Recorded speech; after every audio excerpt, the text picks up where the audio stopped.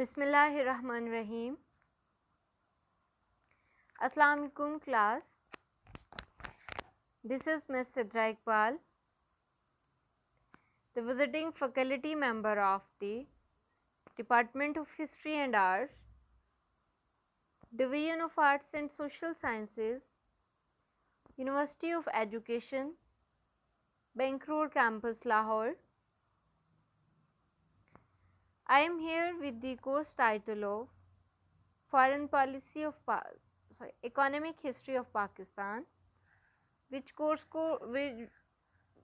is for the program of Masters of History. Its course code is HIST 4118.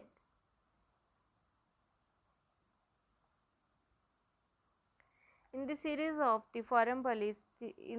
of the economic history of Pakistan, today we are going to discuss foreign aid, disadvantages of foreign aid, and we will going to conclude this topic. Basically, this is a very huge topic. That's why we divided it into various lectures, and today's lecture is the last lecture on this topic, foreign aid. First of all, we will continue our disadvantages, then we will conclude this topic. Becoming political steps. As receiving countries, foreign aid always brings about political conditions, exchange. Receiving countries have to obey the political rules which are created by donors nation.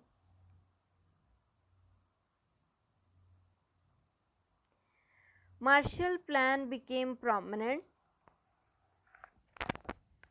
Among examples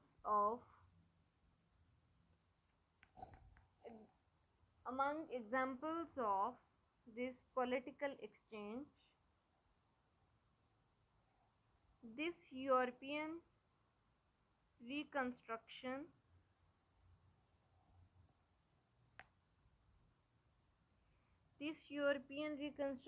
plan is designed by the William Lake Clayton and George F. Kennan. It offered $13 billion in economic and technical assistance were given to help the recovery of the European countries.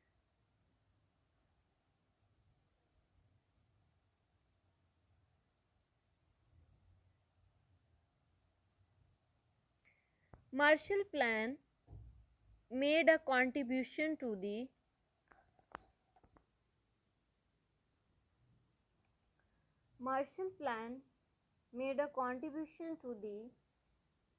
modernization of industrial and agricultural equipment, their assumption of normal production,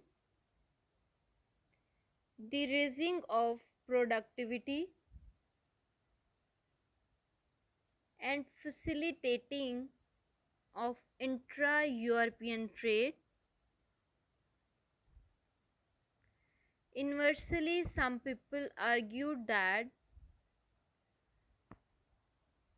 American aid was American economic imperialism,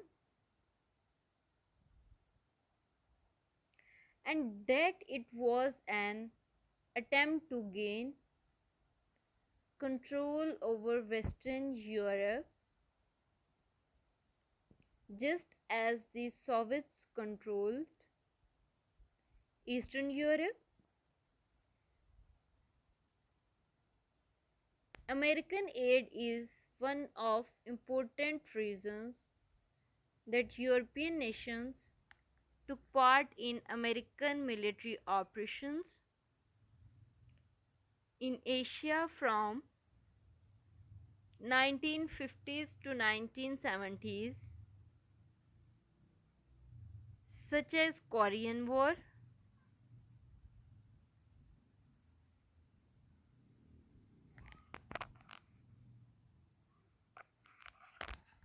last 5 years, Pakistan is a developing country facing wide range of social and economic wars with a total economic production of $271 billion and a population of almost 200 million. The economy of Pakistan is not healthy in any way. The average income of people in the country is $1142, and almost 4 out of 10 people in the country live below the poverty line.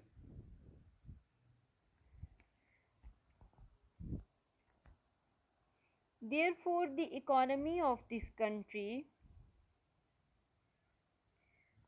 relies on foreign aid for its economic development, social development,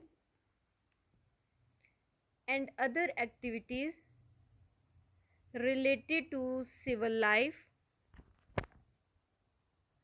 According to the database of OECD, Pakistan has received foreign aid of $22.85 billion from all donors in all sectors in last 5 years.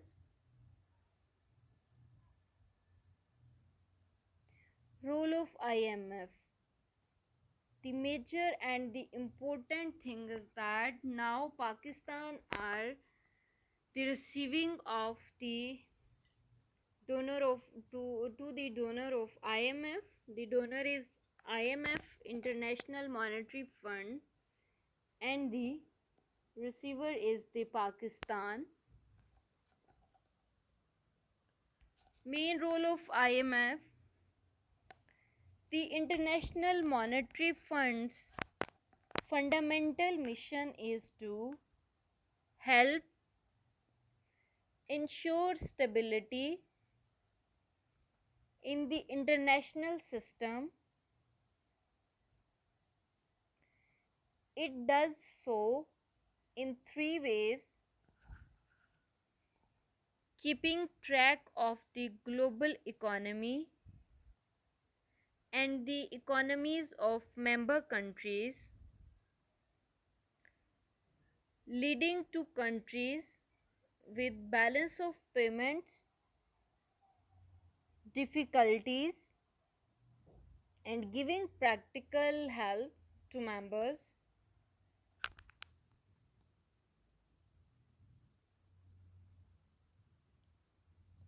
Though they both play an important role in Pakistani economy, I am going to emphasize more on International Monetary Fund's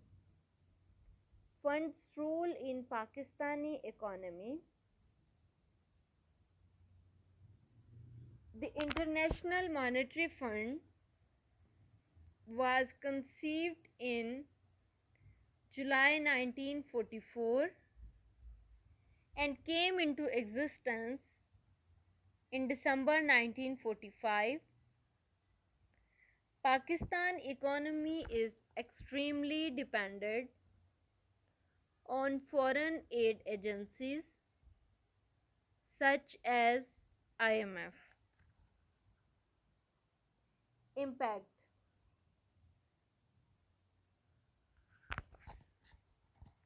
Impact of International Monetary Fund loan on Pakistan's economy.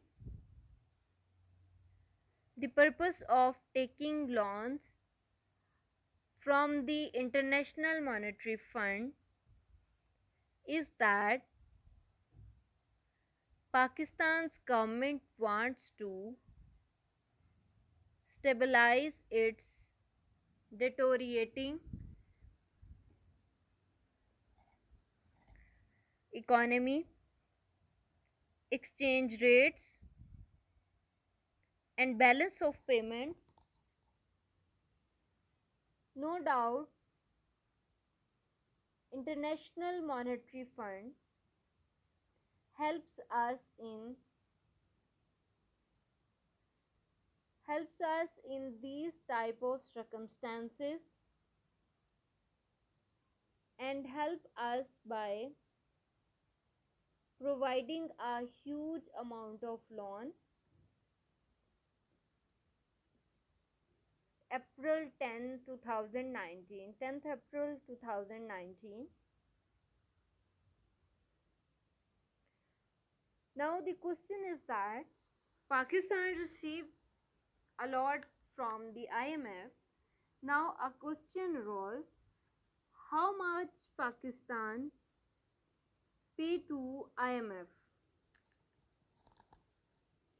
Pakistan will have to pay back $800 million to IMF in 2019 and 2020, $1 billion in 2020 to 2021,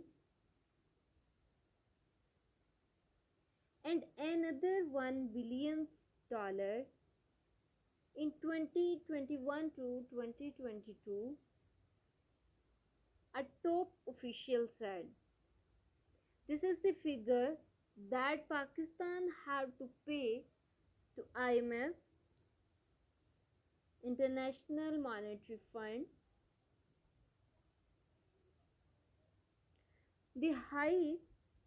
A top official said, the aid has increased from $586 million in 2014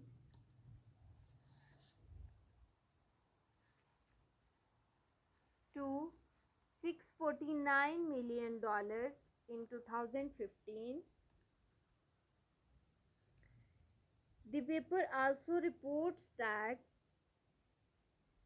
Pakistan received the most aid out of all the countries in Southern Asia, with India just behind, receiving $589 million in 2015. The biggest part of the aid to Pakistan was given for basic education. How much money does the US give Pakistan per year? Since 2009, the US government has committed over $5 billion in civilian assistance to Pakistan and over $1 billion in emergency humanitarian response during Pakistan's 2019 to 2020 fiscal year. The United States was once again the top donor country.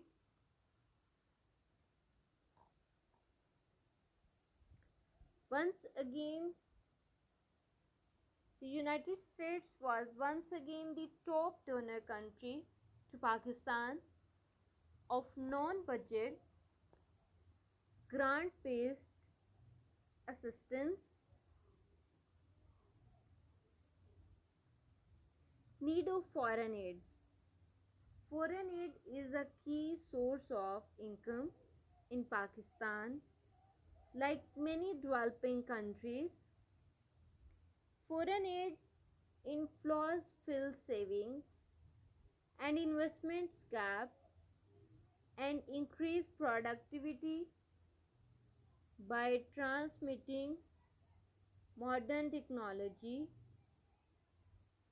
that promotes growth.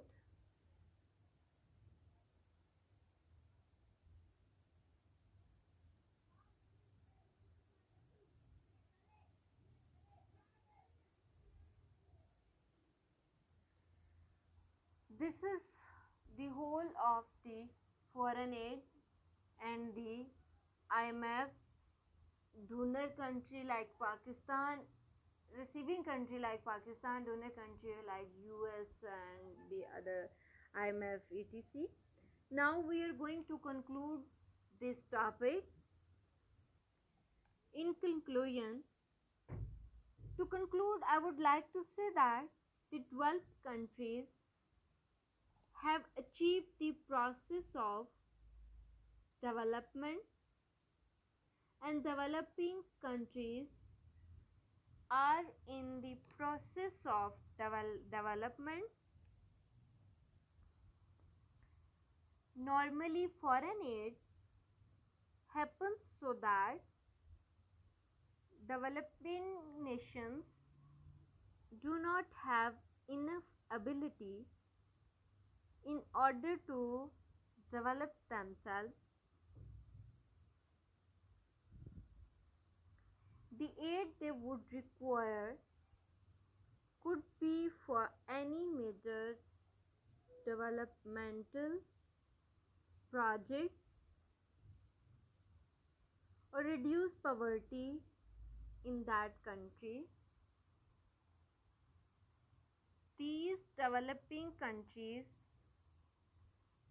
ask for international aid in order to facilitate the implementation of those projects.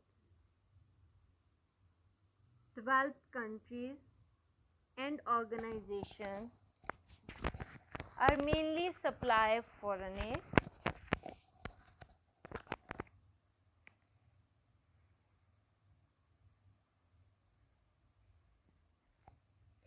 Foreign aid helps facilitate many developmental programs in developing countries. These could help in improving those countries' position in the world. Foreign aid can also reduce the number of hunger people and accelerate the industrialization of undeveloped countries. However, international aid can also be a hindrance. Most poor tend to lose their independence of economy. Developing countries misuse and donors nations political controls are complex issues which urgent need to be solved. There are advantages as well as disadvantages of getting foreign aid. Foreign aid should be given mainly in loans, of whose allocation should be carefully monitored. When given in the form of loans, the countries will strive hard to repay the loan, and in the meantime, they will prosper.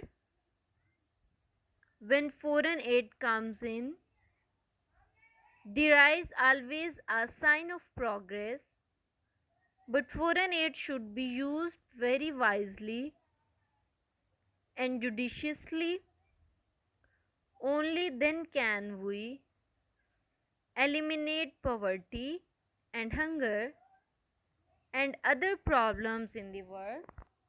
I hope you can understand the whole lectures of the foreign aid. Now we are going to shift and on another topic. We will shift on another topic. So while listening the lecture, if you face any problem and if you have any question, you can ask me freely anytime. Thank you.